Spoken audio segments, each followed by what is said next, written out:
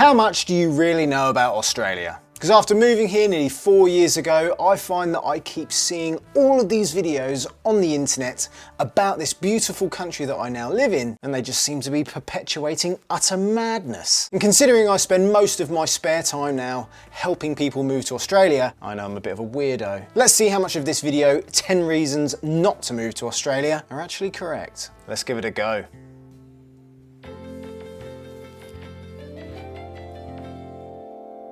Sorry, was that everything America? No, I've not got my hopes up here. 10 reasons not to move to Australia. Australia is often thought of as a land of endless sunshine, beautiful beaches, and a laid-back lifestyle. However, I've heard this person's voice from somewhere. I've heard it from other videos. I think it's this video that I've done. This is 10 reasons why you'll regret moving to Australia. G'day guys, my name's Ross and I moved to Australia. The weather can be really quite upsetting. Really quite upsetting. Like it's gonna hurt you.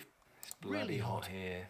Also, my bedroom had no air conditioning, which made the nights really fun. This is the same guy. It does get properly cold in the winter. And I look really young. This is basically the same guy. Endless sunshine, beautiful beaches, and a laid-back lifestyle. However, for some people, it must be like a voiceover type of thing. The reality of living in Australia can be quite different. From its remote location to the high cost of living and extreme weather conditions, there are several reasons why Australia may not be the best place for everyone. In this guide, we'll explore some of the reasons why you may want to reconsider a move to Australia. I can't even... 10. The guy sounds like he's not even reading it properly. It's like a robot. Many rules. Australia is known for being a country with a strong legal system, but for some, the number of rules and regulations can be overwhelming. From strict laws about driving and alcohol consumption to the regulations around owning firearms, many people find the sheer number of rules to be a major con. Hang on a minute, so rules to keep you safe. Driving, I'm assuming about your vehicle and how safe it needs to be. Alcohol consumption, as in you don't want to get too drunk unless you're going to do something stupid.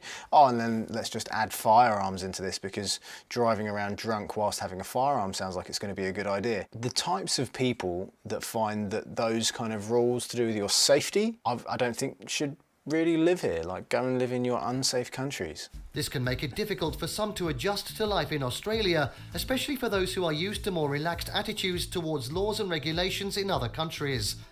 Additionally, the penalties for breaking the rules in Australia can be severe, with fines and even imprisonment being used as consequences. I mean, imprisonment for some things, I think that's also fair. But one thing I do perhaps agree with is the fines in Australia are crazy expensive. For example, if you're caught speeding in Queensland, it's going to cost you at least nearly $400 just for being a few k's over the limit, and then it goes up crazy. It sometimes also seems that they want to catch you just to be able to fine you. I got done for parking in the wrong place actually once, or not exhibiting a ticket. Like, don't get me wrong, I was completely in the wrong, but just for the parking fine, it was like $120. It's crazy. Is it gonna stop me from doing it? Well, it was a mistake in the first place, so I'm gonna try not to do it again, but it seems a bit excessive. And no, for anyone that's like, well, if you don't like it, just go home. Mate, this is my home now. $120 isn't gonna stop me from living in Australia. It cost me more to move here in the first place.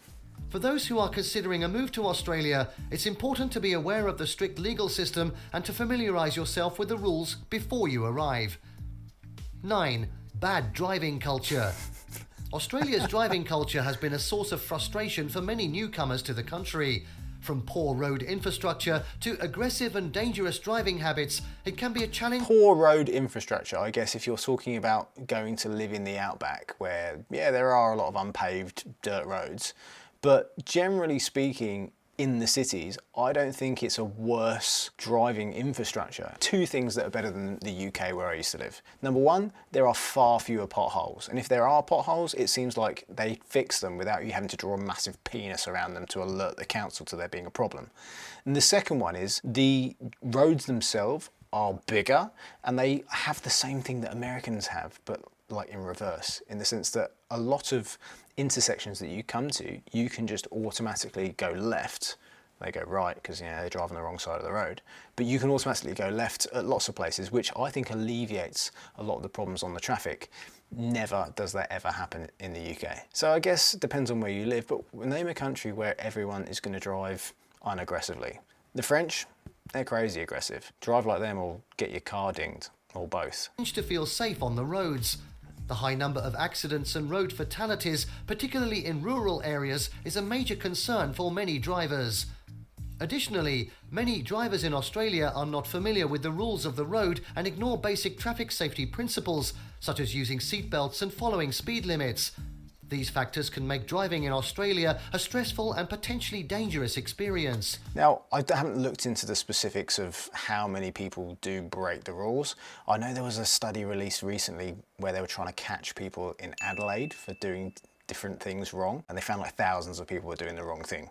I'm not going to say that all Australians are doing the wrong thing, but I'd go as far as to say, if you are here and you are driving correctly, perhaps because you've been taught to drive correctly, I don't think it's that much of a problem. For those who are considering a move to Australia, it's important to be aware of these issues and to take steps to stay safe while driving. Yeah, just put on your seatbelt, This might mate. include getting additional training, familiarising yourself with the road rules, or even choosing alternative modes of transportation. 8. Places close early. Yes, they In do. Australia, places close early compared to many other countries.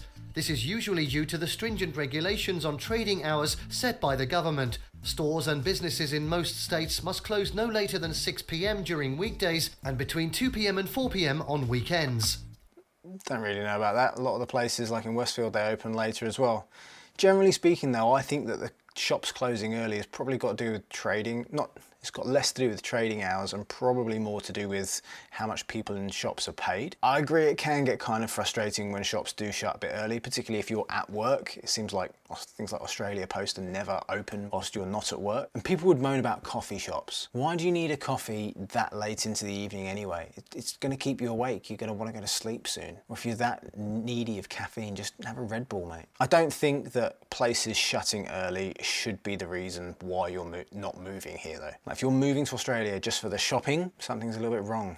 Restaurants are allowed to stay open until 10 p.m. but may only serve alcohol up until midnight. Takeaway outlets can remain open late into the night, with some cities allowing them to stay open as late as 4 a.m. or 5 a.m.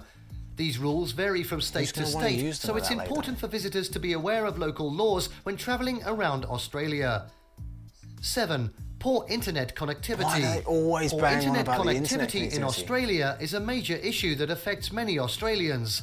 Many people in rural and remote areas of the country have limited access to broadband, while those living in cities often experience slow speeds or poor service due to inadequate infrastructure. Now, if you live in a remote rural part of any country, normally it's going to be pretty bad service. Now, okay, I guess if you lived in Europe, where there isn't that really much remote rural left anyway, you're not that far from being able to get good connection. How fast do you really need it in the cities as well? I think I've got like 100 megabyte download, 20 megabyte upload. I pay about 60 or 70 bucks a month.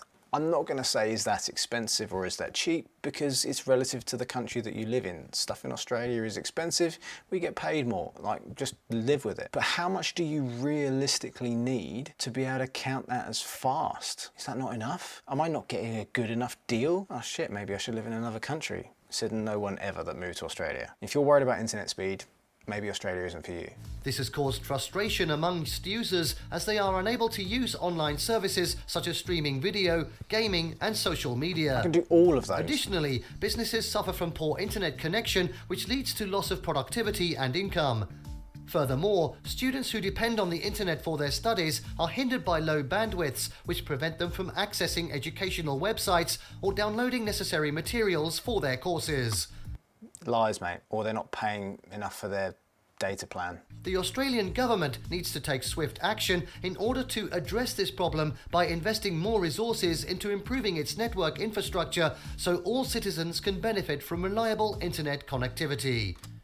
Now, I don't disagree that it could be made better. Try and make it better. Of course, everything can be made better. But I don't think it's that bad that you don't want to live here. 6. Many dangerous animals. There we go. Australia is home to some of the world's most dangerous wildlife. Yep. From deadly snakes and spiders to large saltwater crocodiles. Australia has a wide variety of creatures that can be hazardous to humans. Hazardous. The inland They'll kill you, taipan mate. snake is widely considered the most venomous land snake in the world. Other snakes found in Australia include tiger snakes, brown snakes and death adders. Spiders such as redbacks and funnel webs are also present throughout the country and should be treated with caution due to their potentially fatal bites. In addition, Australian waters contain some of the largest saltwater crocodiles on Earth, which can reach up to 7 meters long. These formidable reptiles have been known to attack both people and livestock, so it's important for anyone visiting or living near waterways in northern Australia to keep a safe distance from these animals. In Australia, we play a game called Fuck Around and Find Out. Generally speaking, all of these dangerous things do not live where you live. Unless you, of course, live in the Northern Territory, far north Queensland, anywhere above Gladstone, kind of, yeah, you want to go in the water, there might be a salty in there. But it's not like they're just there all the time. I wouldn't go swimming in the water up there anyway, but there are plenty of other places that you can go swimming in Australia. Statistically as well, you're probably more likely to get hit by a car. Snakes, the more rural you live, the worse it can be. Don't live rurally if you're that worried about it. There's plenty of not so rural places to live in Australia. And then spiders, just don't go putting your hand in things. If you lack the basic common sense not to keep yourself alive because of the few things that might be able to kill you, then I'd probably say you're the same type of person that has to put a big warning sign on the bottles that live underneath your sink so that you don't drink them. If our story has inspired you to move to Australia, or you're in the early stages of moving over and you don't know where to start, then you'll need to find out if you even qualify for a visa. Australia is one of those pesky countries that doesn't just let anyone in, and realistically the whole moving process was probably one of the hardest things that I've ever done in my life. To help you out and plan what you need to do next, speak to our friends True Blue Migration Services, and when you mention us, let them do the hard work of navigating the ever-changing Australian visa system and use their free visa assessment service so they can tell you exactly what you need to do to realise your dreams down under. As the only MARA registered visa company we trust, and we're not the only ones as they have hundreds of 5-star Google reviews. You can even check them out if you need help falling asleep. In fact, they're so slick that if you decide to use them, they'll pretty much do all of the hard work for you in securing your visa for you and your family to live their best life. So what are you waiting for? 5. Extreme weather conditions and natural disasters. Australia is no stranger to extreme weather conditions and natural disasters. One of the most common natural disasters in Australia is bushfires, which occur during hot, dry summers when there are high winds. Floods can also cause extensive damage and destruction due to heavy rainfalls that overwhelm rivers and other bodies of water. Cyclones are another type of extreme weather condition that affect Australia's coastlines. They bring strong gale force winds as well as torrential rains with them. Heat waves are becoming increasingly frequent throughout many parts of the country, often leading to droughts or worse, dust storms in some areas. Earthquakes have been known to strike certain parts of Australia too, although these tend to be relatively minor compared with other countries around the world. Regardless, all these events can cause serious disruption and hardship for those affected by them, so it's important we remain vigilant at all times. You probably get all of those hazards in most other countries, but I would go as far as to say you're kind of going to get more of them in Australia because the climate is, generally speaking, warmer than most places. The warmer it gets, the more likely you are to get droughts, bushfires, cyclones. So if you want to live in a colder country where you're going to get less of them, be my guest. Australia isn't for everyone, but I don't think it's such a binary thought to go, oh, well, you get them loads there, so that's just another thing that you need to be worried about. I think it's sometimes a good thing that people get put off by these stupid videos where they get told that you get bushfires all over Australia, don't live there. Why do people not die from forest fires in other places? Don't they keep burning down American celebrities' homes? They still want to kind of live out there, don't they? 4. Challenging time zones. Australia is a vast country with multiple time zones, which can be challenging to navigate. In Australia, the states and territories are located between longitude 112 degrees east, Western Australia, and 153 degrees east, Queensland. This means that there is an offset of up to 3 hours from east to west in Australian time zones. Isn't that the same in places like the US though? What's Russia's time zone difference like? Why does it have to be a challenging navigation? It's just a big country, mate. What? Oh, I don't want to live there because, you know, Perth has got a different time zone. For example, when it's 9 a.m. in Sydney, it's 6 a.m. in Perth. And no one As travel cares. across the nation increases, Australians must become increasingly aware of the different time zones throughout their journey. Businesses also need to consider this when scheduling meetings or events, as participants may not all be on the same clock. It's important for people travelling within Australia to check what time zone they're entering so they don't miss any appointments or arrive too early or late at their destination. Mate, if you're considering a move abroad, then you're going to know that there's a difference in time zone anyway. So does that make you think to yourself, oh, I have to move to a country where they're all on the same time zone? Of course it doesn't. Well, you're moving away from places that have lots of time zones because you want less of a time zone. So don't move to Australia because you've still got lots of time zones. Mental. 3. Poor mental health services. Poor mental health services in Australia are an ongoing issue. Access to quality care is often limited due to long waiting times, lack of resources, and inadequate support systems. Many people with mental illnesses experience stigma when seeking help, which can lead to further alienation and isolation. Now, a couple of things here. So, poor mental health services. I generally find that the healthcare system in Australia is better than other places that I've lived. Better than the UK, just because there's more access to it. It's not ruined yet like the NHS. Better than places like the Philippines, where my parents live, where it just costs an arm and a leg to be able to access anything, and rather than treating you correctly, they just want to treat you with whatever they can charge you the most for. Name a country in the world that has good health services. If you know of one, let me know. I mean, it's not going to make me want to move there because fortunately enough, I don't suffer with mental health issues. And actually, I think that mental health services are better here than the UK. And the thing about stigma with regards to mental health services, maybe like 10, 15 years ago, but it's 2024. Things have changed with regards to mental health in a good way across lots of different countries. And I don't think now that people are going to take the piss just because you're having a bit of a down day or your mental health is suffering. I think people here are pretty supportive. And if you're not with the supportive people, then maybe you need to change your friends. Mental illness has a significant impact on individuals, families and communities, but there is not enough funding or awareness for appropriate services. Not enough funding. There is also a lack of culturally sensitive approaches. Indigenous Australians have significantly lower access to proper mental health treatment than the general population. It's because a lot of them live rurally, where it's a challenge to provide any health services anyway. You can make statistics do what you want to do. The Australian government must invest more into research and effective treatments, as well as supporting existing programs that provide assistance for those struggling with their mental well-being. It's time for our nation to take action on this critical issue so everyone can receive the help they need without fear or judgment. Did he say it's time for our nation? Mate, you sound as Australian as I do. 2. Challenging international travel. Australia's international travel is challenging due to its distance from most of the world. Bloody costs a lot Though of many money. countries are within easy reach by plane, such as New Zealand and Indonesia, other parts of Asia or North America take much longer to get to. Additionally, flights can be expensive due to limited competition amongst Give me a cheap airlines one, and mate, the I'll long take it. distances needing to be covered. Travellers must also consider the cost of visas depending on their nationality and purpose for visiting Australia.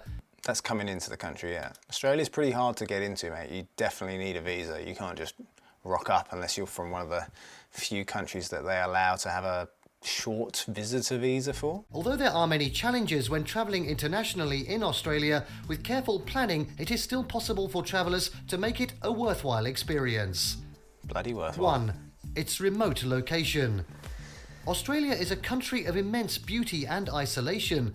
Located in the southern hemisphere, it is the only nation continent on Earth, and its remote location has made it one of the most unique places to visit. Australia is surrounded by the Indian Ocean to the west and Pacific Ocean to the east, with vast stretches of desert land in between. Its population centres are mainly located along its coasts, leaving much of its interior untouched and wild. Despite being so isolated from other countries, Australia has become an increasingly popular tourist destination due to its stunning landscapes, diverse wildlife and relaxed lifestyle. With some of nature's greatest wonders such as Uluru, Ayers Rock, the Great Barrier Reef, Kakadu National Park and Fraser Island all within close proximity, a trip down under promises an unforgettable experience for... Hang on, did he say all of those places in close proximity? Kakadu National Park and Fraser Island all within close proximity, a trip down under promises an unforgettable experience for any traveller. In conclusion, while Australia has many attractions and benefits, it is not without its challenges. Whether it's the remote location, high cost of living, or dangerous wildlife, it's important to consider all factors before making the decision to move. By taking the time to research and understand the potential drawbacks, you can make an informed decision and ensure that Australia is the right choice for you. Thank you for watching this video. Please don't forget to... Mate, I think this video is a perfect example of just stuff that they've probably asked ChatGPT to write about, paid some English actor's voice to read it as well as he can do. He's probably reading it thinking, what the load of toff is this? And I guess the only thing this video is good for is just putting people off moving to Australia that probably don't deserve or should be here in the first place. Then if you want some real, accurate, effective advice about how to move to Australia, then you should definitely consider following my channel rather than watching this crap, and watch this video for something that's going to help you to move here. See you later. That's like half an hour of my life that I'm never going to get back.